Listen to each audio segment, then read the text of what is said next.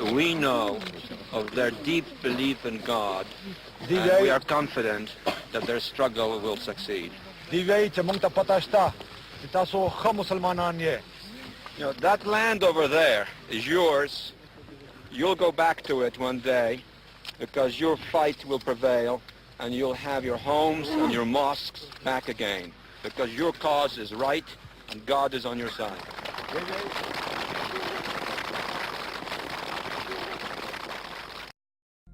In 1998, Dick Cheney, who was then the president of Halliburton, an oil and services company, commented, "The good Lord didn't see fit to put oil and gas only where there are democratically elected regimes friendly to the United States. Occasionally, we have to operate in places where, all things considered, one would not normally choose to go." In the summer of 2001, the Unocal people made one last effort to find an agreement with the Taliban. But the meeting failed, ending with this ominous threat directed to the Taliban. "Either we will cover you with a carpet of gold, or we will bury you under a carpet of bombs." On September 10th, a detailed plan to attack Afghanistan was put on George Bush's desk for him to be signed upon his return from Florida. Kabul, Afghanistan, April 1978. A military coup brings a left-wing regime to power.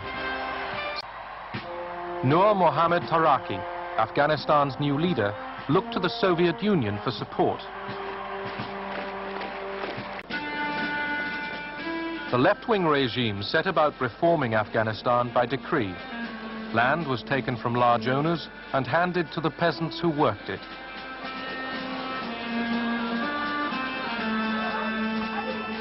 Women were encouraged to stop wearing veils and were put into literacy classes alongside men.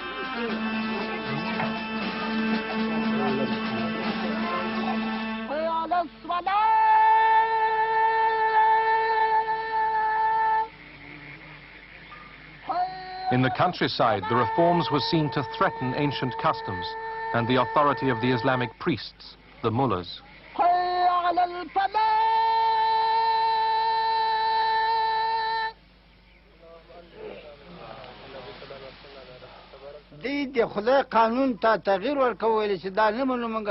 The communists were trying to change the law of God. They wanted to destroy Islamic traditions, to rid Afghanistan of poverty and make everyone equal. This is against the law of Islam. God has decided who is rich and who is poor. It can't be changed by communists. It's beyond imagination.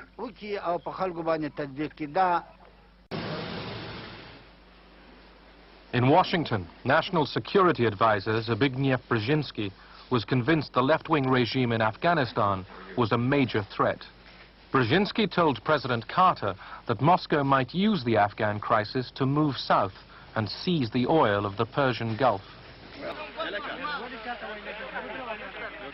The Islamic groups fighting the communists received covert American aid for the first time in July 1979. The rebels called themselves the Mujahideen, the soldiers of God. U.S. National Security Advisor Brzezinski flew to Pakistan to set about rallying resistance. He wanted to arm the Mujahideen without revealing America's role. On the Afghan border near the Khyber Pass, he urged the soldiers of God to redouble their efforts. We know of their deep belief in God, and we are confident that their struggle will succeed. You know, that land over there is yours. You'll go back to it one day because your fight will prevail and you'll have your homes and your mosques back again because your cause is right and God is on your side.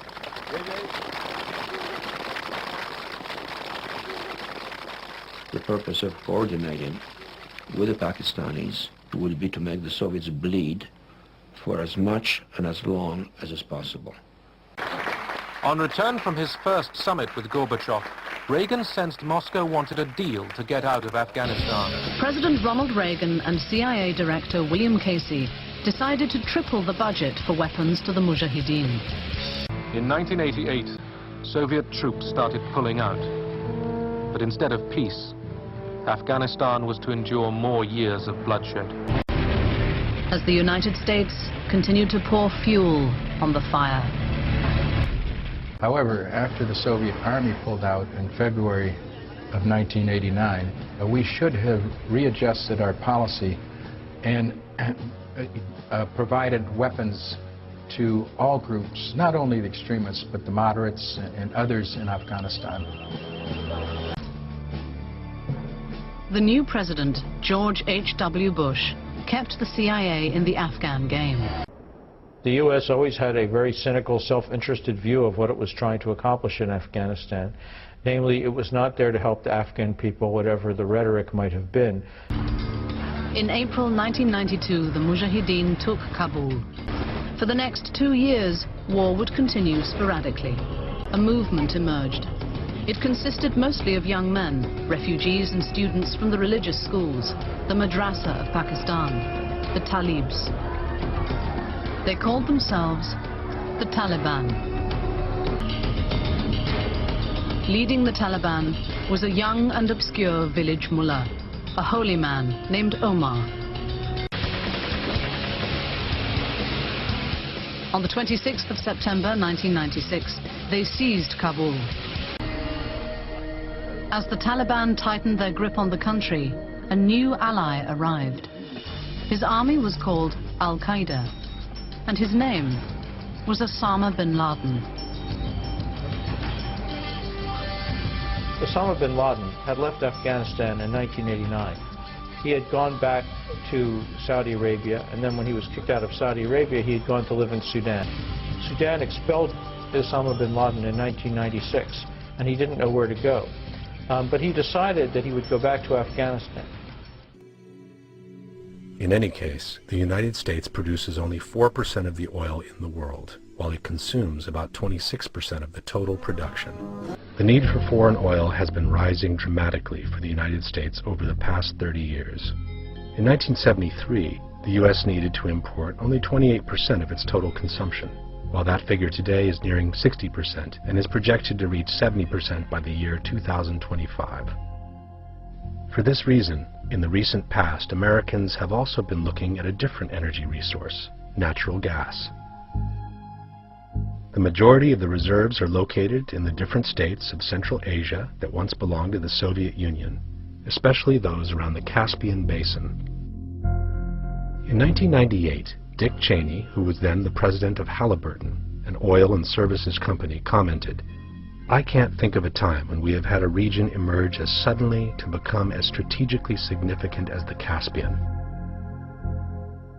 The good Lord didn't see fit to put oil and gas only where there are democratically elected regimes friendly to the United States. Occasionally, we have to operate in places where, all things considered, one would not normally choose to go. But even more interesting is this document presented by a Unocal oil company official to a senatorial commission for energy in the same year. It offers a totally different picture about the true interests of the United States in Afghanistan. The main issue was the need for multiple pipeline routes for Central Asian oil and gas. The Caspian region contains tremendous untapped hydrocarbon reserves. Proven natural gas reserves within Azerbaijan, Uzbekistan, Turkmenistan, and Kazakhstan equal more than 236 trillion cubic feet. The region's total oil reserves may reach more than 60 billion barrels of oil. As one can see, the entire Caspian Basin has already been divided among the largest oil companies in the world. But there remains one problem, said the document: how to bring these huge amounts of resources to the countries that need it most, especially China and Japan. One option is to go east across China, but this would mean constructing a pipeline of more than 3,000 kilometers to central China, as well as a 2,000-kilometer connection to reach the main population centers along the coast. A second option is to build a pipeline south from Central Asia to the Indian Ocean. From there, the gas could be loaded onto ships bound for the east. One obvious potential route south would be across Iran. However, this option is foreclosed for American companies because of U.S. sanctions legislation.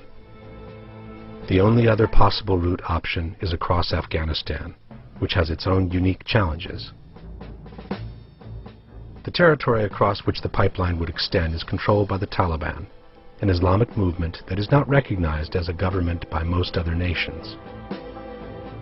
From the outset, we have made it clear that the construction of our proposed pipeline cannot begin until a recognized government is in place that has the confidence of governments, lenders, and our company. In the summer of 2001, the Unocal people made one last effort to find an agreement with the Taliban. But the meeting failed, ending with this ominous threat directed to the Taliban. Either we will cover you with a carpet of gold, or we will bury you under a carpet of bombs. On September 10th, a detailed plan to attack Afghanistan was put on George Bush's desk for him to be signed upon his return from Florida. The following morning, the Twin Towers were turned into rubble. The United States immediately accused bin Laden, who at the time was in Afghanistan, and requested the Taliban to hand him over. I want him held. I want justice. And there's an old poster out west, as I recall, that said "Wanted, dead or alive." Bin Laden declared that he had nothing to do with the attacks. From Afghanistan, he said, it would have been impossible for him to organize such a complex and sophisticated operation. And a few days later, he added, there exists a government within the government of the United States. That secret government must be asked as to whom carried out these attacks. The U.S. should trace the perpetrators of those attacks to these persons who want to make the present century one of their own control, who want to enslave other countries. The Taliban responded that they would hand over the Saudi sheik after the United States had shown the world the evidence that he was responsible for the attacks. But this never happened. And 3 weeks later, the United States attacked Afghanistan at the head of an international coalition.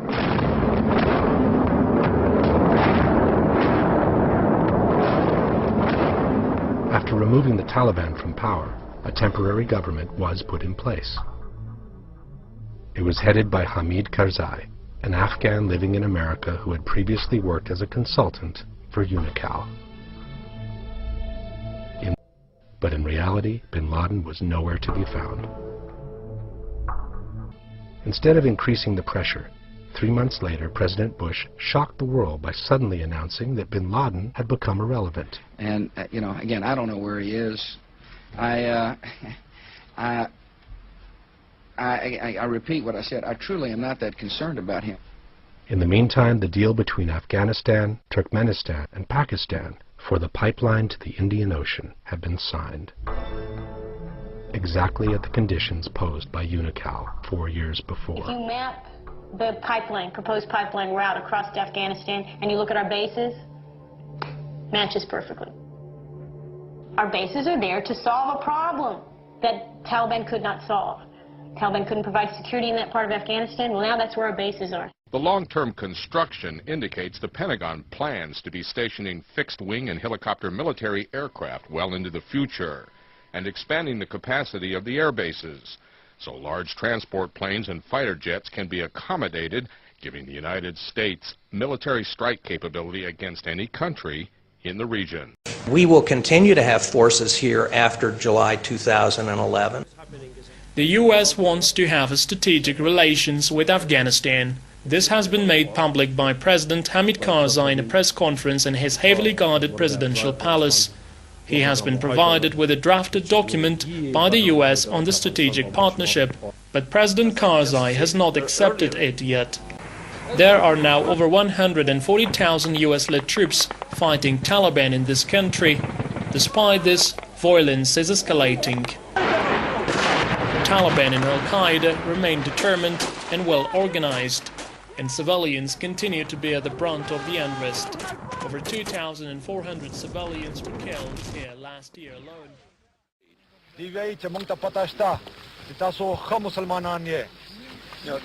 That land over there is yours.